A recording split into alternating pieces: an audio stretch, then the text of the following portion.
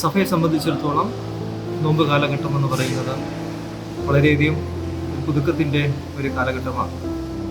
നോമ്പ് പ്രാർത്ഥനയിലൂടെയും വചന വായനയിലൂടെയും ദൈവത്തോട് കൂടുതൽ അടുക്കുവാനായിട്ട് ഒരു വിശ്വാസിയെ സഹായിക്കുന്നു.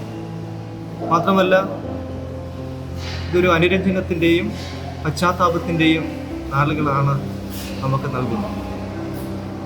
ഒരു വിശ്വാസിയെ സംബന്ധിച്ചിടത്തോളം ഹൃദയശുദ്ധി വരുത്തുവാനുള്ള ഏറ്റവും അനുയോജ്യമായ ഒരു സമയമാണ് ഈ നോമ്പ് കാലഘട്ടം.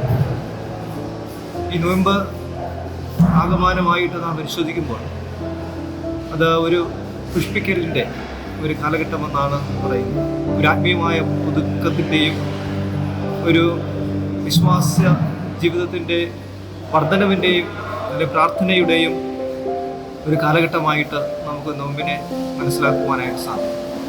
നോമ്പ് ഓരോ വിശ്വാസ സമൂഹത്തിന് ഏറ്റവും അനിവാര്യമായി തീർന്നിരിക്കുന്ന ഒന്നാണ്. നോമ്പിൻ്റെ അനുഭവം നമുക്ക് നൽകുന്നത് അത് ഒരു അനുരഞ്ജനത്തിൻ്റെ മാർഗമാണ്.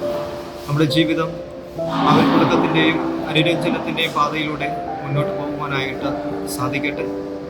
നമ്മുടെ ജീവിതം ഏറ്റവും മാതൃകയുള്ള ഒന്നായി തീരുവാൻ ഈ നോമ്പ് കാലഘട്ടം നമുക്ക് സഹായമായി തീരട്ടെ.